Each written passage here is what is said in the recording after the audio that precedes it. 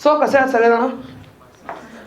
खरं काय एवढं सगळं आनंद कसं काय तुमच्या आयुष्यात?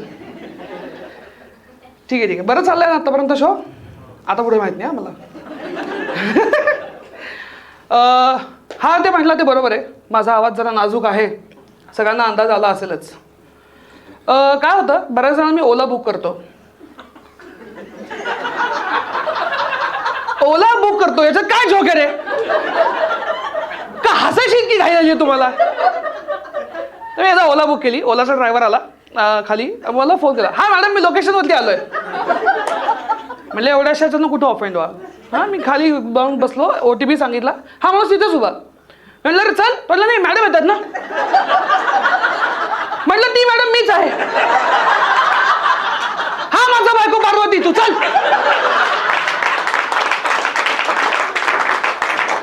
आणि काय होतं ना, आता तुम्हाला असं वाटलं असेल की माझा आवाज असून फुटलेला नाही वगैरे, असं ते काहीतरी कारण असेल ना. मला शाप लागलाय. मी कसं ते पण सांगतो. माझी वहिनी इथं आली आहे, त्यांना तिला माहिती आहे. आमचे एक काका होते, ते बालगंधर्वांसोबत काम करायचे नाटकामध्ये. तर तुम्ही ते ह्यांचं सौभद्र बघितलंय बरोबर आहे, ते काम करायचं दासीचं. ठीक आहे, हे यायचंय नाही मी बोलत नाथा, नाही मी बोलत. मागे आमचा काका बोलत नाही हे किती वेळ सांगते. एकदा जरासा मोठ्याने बोलले, बालगंधर्वांना कळलं. तो जो शाप लागलाय ते मी भोगतोय. मी ही मिशीवर त्यासाठी वाढवतो की समोर तरी मी पुरुष वाटू दे. नाही हे कसं का सांगतो तुम्हाला, ते फोन येतात का की क्रेडिट कार्ड पाहिजे का, क्रेडिट कार्ड पाहिजे का, बरोबर आहे. माझा त्रास पहिल्या वाक्यापासून सुरू होतो, हा मॅडम तुम्हाला क्रेडिट कार्ड पाहिजे का. मी इतका चिडतो या गोष्टीवर ना. परवा एक माणूस फोन आला, हॅलो सर, म्हटलं मला क्रेडिट कार्ड पाहिजे. तू सर बोला मला क्रेडिट कार्ड पाहिजे. तो नाही सर मी लाईफ इन्शुरन्स विकतो. म्हटलं बोल तू आज जे विकशील ते मला हवंच आहे. तर त्याच्यावरती म्हणाला की नाही सर काय आहे ना, रफिक सर ना. म्हटलं रफिक एवढं? तो नाही काय ना सर त्यांचा पण आवाज असा बायकी आहे. म्हणजे आधीचे फक्त मॅडम म्हणत होते, यांनी स्पेसिफाय करून सांगितलं की असं असं आहे बाबा. ठीक आहे, स्वतःवरचे दोष झाले. काय होतं, आता तुम्ही सगळ्यांनी तिकीट काढलं असेल ना, पेढा मिळाला स्टॅम्प बघितला म्हणजे तिकीट काढले बरोबर. आधी ना आम्ही तिकीट काढायचो ते 200 रुपयाचं होतं, आता आम्ही ते 250 रुपये केलं. तर लोक असं म्हणाले काय काय काय एवढं तिकीट महाग केलं. महागाई वाढलेली आहे बरोबर आहे, महागाई खरंच वाढलेली आहे. पूर्वी जे लोक शेमध्ये यायचे ते आता कोटीमध्ये येतात बरोबर आहे ना. माहिती आहे ना, खोके वगैरे आपल्याला सगळ्यांना माहिती आहे. हा तर काय होतं ना, ही जी महागाई आहे ना, याचा प्रॉब्लेम तुम्हाला सांगतो. महागाई वाढली आहे, याचे काही मापदंड असतात. आता उदाहरणार्थ माझे एक आजोबा आहेत, ते मला कायम म्हणायचे, अरे काय समोसा 20 रुपये, आमच्याला 15 पैशाला होता. सोनं 71,000, आमच्याला 3,000 होतं. म्हटलं मग घेऊन का नाही ठेवलं, आता उपयोग आलं असतं ना. काही मेट्रोचं तिकीट 30 रुपये, आमच्याला म्हणलं तुमच्याला मेट्रोच नव्हती. आणि ज्या स्पीडनी काम चालू आहे ती आमच्याला सुद्धा होईल असं वाटलं नव्हतं. पण नेमकं मध्ये इलेक्शन झाले, त्याच्यामध्ये काम करावं लागलं. एकाला मी विचारलं तुम्ही किती पैसे खातात, ते हो पैसे खायला सुद्धा काही कामं करावे लागतात. म्हटलं चांगलं चाललंय. हेच आमचे आजोबा. परवा माझ्या भावाने घर घेतलं माहिती आहे, माझ्या बहिणी परवा वास्तू शांत झाली. आम्ही जाऊन आलो, आजोबा म्हणले 1,20,00,000 घर, आमच्याला 2 लाख द्यायचं. म्हटलं त्याला तुमच्या अकाउंटला 42 रुपये होते, तुमची ID 120 रुपयाची होती, हे पण सांगत जा ना. मला येऊन परवा म्हणजे औषधं किती महाग झाली. म्हटलं मग थांबवा हा खर्च. म्हणजे खाणं पिणं व्यवस्थित करा, फिरायला वगैरे जात जा, असं सगळं. पण आता काय ना, ही महागाई वाढल्यानंतर ना आपण सगळ्यांना इन्व्हेस्टमेंटसाठी वगैरे प्रयत्न करतो बरोबर आहे. तुम्ही सगळ्यांनी केले असतील. आपले काही नतद्रष्ट मित्र असतात, ते आपल्याला सांगतात की तुम्ही शेअर्समध्ये पैसे गुंतवा. ऐकले कोणी हे, केले इथे कोणी हे प्रताप शेअरमध्ये गुंतवायचे? माझी बहीण आली का ती श्रावणी, हां हां ती आमची एजंट. मला एक दिवस सांगते, दादा तू ना शेअर्समध्ये पैसे इन्व्हेस्ट कर. म्हणलं का ग? नाही मी आता आधी खूप पैसे घालवले, आता मला कळलं कसे कमवायचे. म्हटलं मला माझी इन्व्हेस्टमेंट तुझी रिकव्हरी का वाटते? ते नाही रे काय ना, मी राकेश झुंझुनवालाकडे शिकले, ते माझे गुरु आहेत. म्हटलं पण त्यांना माहिती आहे का ते? आणि ते जर का द्रोणाचार्य असतील तर तू नक्की कोण आहेस? अर्जुन आहेस का एकलव्य आहेस? कारण एकलव्य असेल तर तुझा अंगठा कापला पाहिजे आणि अर्जुन असेल तर तू मलाच मारणार. पण मग ते म्हणले नाही दादा, तू एक काम कर, माझा मास्टर क्लास जॉईन कर. मास्टर क्लास सारखा फ्रॉड जगात कुठेही नाहीये, जगात कुठे नाहीये. प्रत्येक जण सांगताना सुरुवात करतो की मी आधी कसा बुडलो. मग नको ना शिकू. मी आयुष्यात बुडलो नाही असं एकाने मला सांगावं. कारण पुढे तुमचे बुडले की सांगा, मी तर म्हणलंच होतं माझे मी बुडले होते. डिफेन्स तिथे असून त्याला त्यांच्याकडे. तर असे हे मास्टर क्लासेस चालू असतात. आणि लोकांचं काय झालं ना, मास्टर क्लास जगात कुठेही कुठलाही करतात लोक. माझा एक मित्र रॉक क्लाइम्बिंग शिकत होता ऑनलाईन. म्हटलं तू रॉक क्लाइम्बिंग का शिकतोय? तो नाही, समजा कधी बिल्डिंगला आमच्या आग लागली तर मला निघता येईल ना. म्हटलं तू तळमजल्यावर राहतो, तुला तर जिना पण उतरायचा नाहीये. तो नाही, समजा मी कधी दुबईला गेलो आणि जर का बुर्ज खलिफाला आग लागली, एवढं. म्हटलं रे काय ना, बुर्ज खलिफा हे दुबईत आहे, तू मुंबईला लालपरीने जातोस, तुझे किडनॅप विकला तर फक्त 82 रुपये येतील, तू काय जाणार आहेस रे? आणि हे जे असतं ना हायपोथेटिकल सिच्युएशन, म्हणजे तुम्हाला लक्षात येत असेल की हे झालं तर, अमुक झालं तर, यासाठी आपण साइन कॉस थिटा शिकलो की पुढे कधीतरी लागलं तर. कोणी वापरलं आजपर्यंत? साइन कॉस थिटाचा उपयोग ओंकार भोसलेला जेवढा झालाय तेवढा महाराष्ट्रात कुणालाही झालेला नाही. बरोबर आहे की नाही? माझा एक मित्र स्कुबा शिकत होता, त्यासाठी गेला होता, ते ऑनलाईन होता शिकत. स्कुबा शिकत होता. म्हणलं काय रे स्कुबा वगैरे का शिकतोयस? तो नाही पॅशन. पॅशन हा राहिला राजस्थानला आहे, तिथले उंट 10 दिवस पाणी पित नाही. लोक काहीही करतात. तुम्हाला माहिती असेल ना, आता AI आणि ChatGPT ते शिकवतात. हा AI ChatGPT शिकवण्याचे मास्टर क्लासेस चालू आहेत. US मधल्या UK मधल्या लोकांचे जॉब जात आहेत. इथं मास्टर क्लासेसचे क्लास चालू झालेत. म्हणजे जी गोष्ट बाहेरच्या जगात एम्प्लॉयमेंट करते तिथं आपली एम्प्लॉयमेंट घेते. आपला भारत देश फारच विचित्र आहे. आपला तिथे ते टॅकल करणं फारच अवघड आहे. तसाच एक मास्टर क्लास दुर्दैवाने मी केला. तो होता फिल्म ॲप्रिसिएशनचा. आता पुढचा जोक काही लोकांना कळणार नाही. जे हसले त्यांना बाहेर जाऊन विचारा की हा जोक काय होता. फिल्म ॲप्रिसिएशन घेत होते समर नखाते सर. इतकं ऑकवर्ड सायलेन्स आहे. सो बेसिकली तुम्हाला सांगतो, हे फक्त हे रेकॉर्ड करू नका, बाकी अख्खा सेट ठेवा. समर नखाते सर ते आहेत जे याच्यामध्ये शिकवायचे FTII मध्ये. तिथले ते डीन होते. ते कुठल्याच फिल्मला चांगलं म्हणत नाहीत, कुठल्याच. आणि ते फिल्म ॲप्रिसिएशनचा कोर्स घेतात. बरं, जर का तुम्ही फिल्म ॲप्रिसिएशनचा कोर्स घेता तर फिल्म कुठली बघाल? कुठली बघाल? चांगली फिल्म सांगा बरं मला. श्वास, निवड, चांगल्या फिल्मचं नाही. आम्ही कुठली फिल्म बघितली असेल? हम आपके कौन. आम्ही हम आपके कौन ॲप्रिशिएट करायला शिकतोय. बरं, आता तुम्ही बघितलं इथं सगळ्यांनी हम आपके कौन? हा, किती लोकांनी बघितली? सगळ्यांनी बघितलं, बऱ्यापैकी लोकांनी बघितलं. आता मला सांगा, हम आपके है कौन मध्ये मुख्य अभिनेता कोण आहे? टफी. एक्झॅक्टली. त्याच्या मनातली घालमेल शेवटच्या सीनला आम्हाला जे समजावून सांगितली आहे, एका कुत्र्याच्या हातात आहे की कोणाचं लग्न होणार आहे. सलमान खानने आयुष्यभर ऍक्टिंग केली ना, थोडे तर टफीची ऍक्टिंग चालली आहे. बरं, हे मी फिल्म ॲप्रिसिएशन कोर्स केला हे ना माझ्या नेमकं गर्लफ्रेंडला कळलं की मी असं काहीतरी शिकून आलोय. त्यामुळे काय होतं ना, ती कुठल्याही पिक्चरला गेलं ना की त्याच्याबद्दलच मला आधी विचारायचे. आम्ही पहिल्यांदा कसं करायचो, पिक्चरला आम्ही जेव्हा जायचो तेव्हा आमचा सीट नंबर असायचं जे 24, 25 कॉर्नर सीट. बरोबर, कॉर्नर सीटला बसून आम्ही पिक्चर पाहिला गजनी. आम्ही दोघांनी एकत्र बघितलं, मग तो पिक्चर रोमॅन्टिक वाटायला लागला. मग ते हेच आहे ना, कैसे मुझे तुम मिल गई, ते माझ्यासाठी चाललंय असं वाटायचं. पिक्चर बघून बाहेर आलो, अनेकांनी मला विचारलं स्टोरी काय. माझा संजय सिंघानियाच झाला. आता ज्यांना हा जोक कळला नाही त्यांना जर का असं वाटत असेल की गजनीलाच फक्त मेमरी लॉस होता तर तो तुम्हाला आहे, लक्षात ठेवा. आम्ही पिक्चर बघून बाहेर आलो. कल्याणी माझी बायको, तीच आधी गर्लफ्रेंड होती. तुम्हाला काहीतरी वेगळं वाटेल, प्रत्येकाच्या नशिबात हे नसतं. तर ती माझी बायको गर्लफ्रेंड म्हणून जेव्हा ती पिक्चरला यायची वेळेत. आता बुक माय शो होते, आधी तिकीटं काढावी लागतात. विचारा का? काय वेळेत आम्ही जातच नाही. अचानक आठवलं अशी 26 कामं असतात, त्यातली 25 उद्या गेली असती तरी चाललं असतं, पण तिला ते तेव्हाच करायचं असतं. मगाशी ती म्हटली ना माझ्या प्रत्येक सेटमध्ये तिच्यावरती 25 असतात, कारण ती वागते तशी. मी फक्त सत्य बोलतो. आता दुसरं माहित नाही ना, आता मजा मला येते.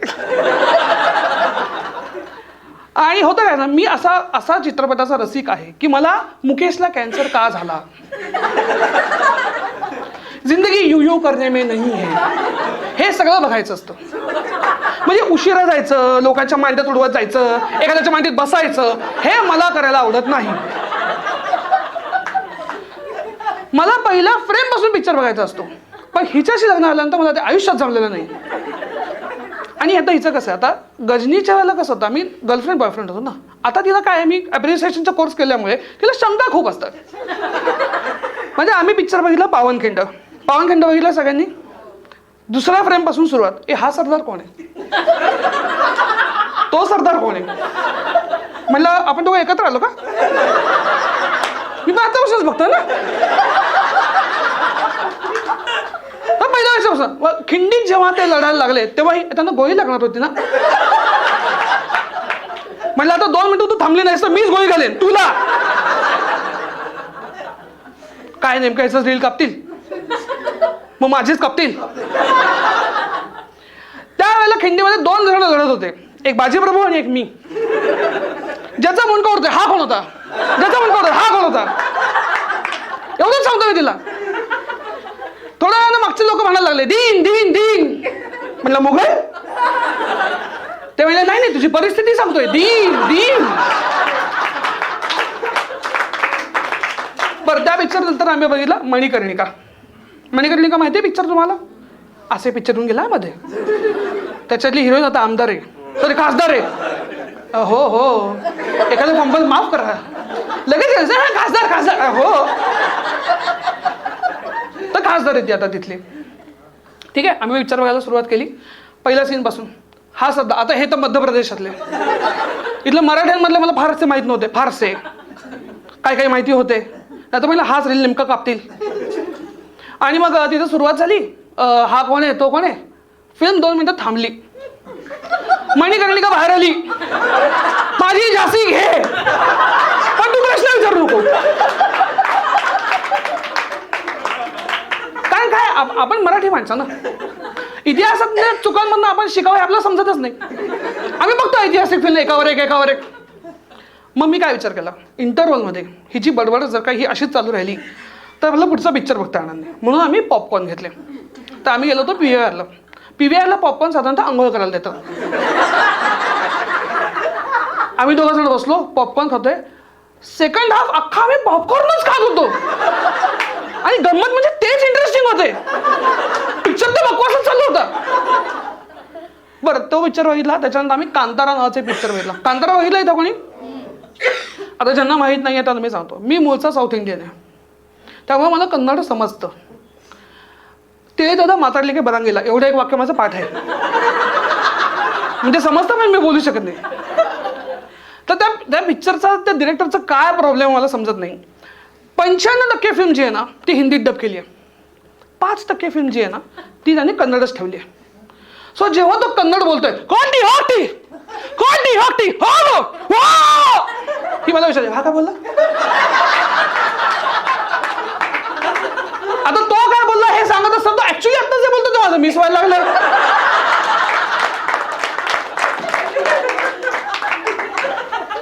त्या पिक्चर मध्ये काय होतं, 5व्या मिनिटाला हिरोचे बाबा गायब होतात. भूताची फिल्म आहे अगं, तो दैव बोलतोय का, काय रिॲक्ट करावं घायच ना मला. थोडं ते डुक्कर का बोलत आहे, ते उडू शकत नाही ना म्हणून पळतय. नाही पण ते का पळतय मला मी कसं सांगू. ते तू फिल्म ॲप्रिसिएशनचा कोर्स केलं ना, म्हणजे मला टफी बद्दल सगळं माहिती आहे.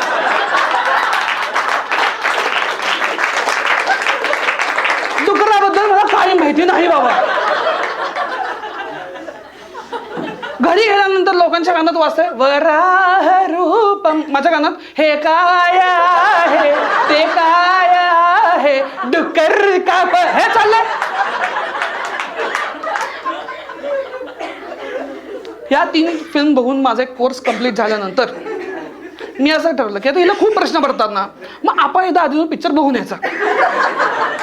आणि मग ती शेजारी बसली, पहिल्याकडे बसून सगळं रपारप सांगायचं हे हे हे हे ते. नेमका मी पिक्चर पाहिला दृश्यम. ती होती सस्पेन्स फिल्म. हिने मला विचारलं अरे तो पिक्चर बनवतच नाही, तो गंडवतो. यांनी बघ पुढे काय काय केलंय, कशी बॉडी जळते. नंतर 1 आठवडा माझ्या समोर जेवण अदृश्य. फक्त जेवण नाही बाकी. आता सासरकडची लोक आले म्हणून फक्त जेवण. मग मी तिला काय म्हटलं आपण एक उलट करूयात, दोघांनी मिळून एकदा फिल्म बघायची समजून घ्यायला आणि नंतर ती बघायची एन्जॉय करायला. आम्ही फिल्म बघितली RRR. ठीक आहे, RRR फिल्म मध्ये कळल्याच न कळणारं काहीच नव्हतं, सगळी फिल्म कळली. तरीही आम्ही परत बघायला गेलो. पहिल्या फ्रेमला तो वाघ कधी येतो, अगं आता फिल्म तू तर बघितलीस ना, मग परत कशाला शंका. आणि वाघाचं मला माहित नाही, माझा अभ्यास फक्त टफीचा झालाय, तुम्हाला बाकी काही विचारू नको. ठीक आहे, त्याच्यानंतर आम्ही चौक नावाची मराठी फिल्म बघितली. त्याच्यात काही जोक नाही आवडली फिल्म. पुढे पण त्याच्यानंतर आम्ही एक एपिटोमी बघितली, आदिपुरुष. आम्हाला चौक आवडला. आदिपुरुष या फिल्मचं कर्तृत्व हेच आहे की आधीच्या फिल्म तुम्हाला आवडतात. त्यातला तर तुम्हाला किस्सा सांगतो. जर का तुम्ही 7 जन्म पापा केलेली असतील तर आसाराम तुम्हाला बघावा लागतो. दशावतारातले लोक शत्रुघ्न चांगला निवडतात. शत्रुघ्न ज्याला एकही डायलॉग नाही अख्ख्या रामायणात, तो चांगला निवडतात. मग त्याच्यानंतर हिचा प्रश्न, तो वटवा घोड्यावरनं काय तो म्हणलं टफी. बाकीच्यांचं मला माहिती नाही. बरं आता होतं कसं, तुम्ही समजा आदिपुरुष बघायला गेला असाल तर मी बघितला इथं कोणी ओ हे पाप सगळ्यांनी केले. ओके तर काय झालं सांगतो. नंतर ना मी त्या लेखकाची मुलाखत बघितली, तर तो काय म्हणला त्याच्यामध्ये की भारतामध्ये एकूण 300 प्रकारची रामायण आहेत. म्हटलं 300 होती ना, मग तुझ्या अंगात काय खास 351 निर्माण करायची. तर तिथेही प्रश्न चालू झाले. तिथे प्रश्न चालवल्यानंतर मी असा विचार केला, तसंही आदिपुरुष 3Dच आहे. एखादा बाण आला बाहेर असं समजून मी एखादा पेन जर का भोसकलंच तर काय प्रॉब्लेम आहे. पण फिल्म नेमकी रामावरची होती, बायकोला काहीच करता येईना. त्या दिवशी मला एक गोष्ट कळाली, आणि लोकसभेच्या इलेक्शन नंतर सुद्धा, की सगळ्या गोष्टी राम भरोसे होत नाहीत. थोडा चांगला पॉलिटिकल.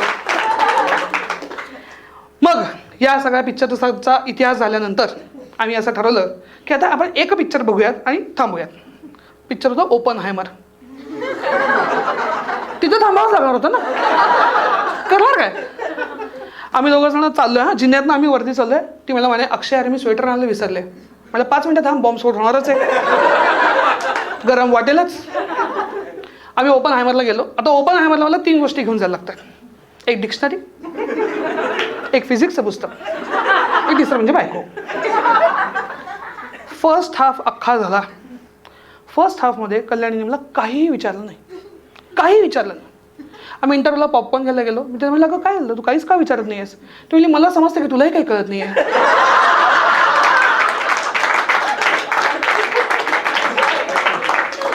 म्हटलं मग निम्मी फिल्म बाकी आहे तर काय करूयात. तर म्हणले तसंही कोणी नाही आहेत, तर मग जे 24-25 काय हरकत आहे.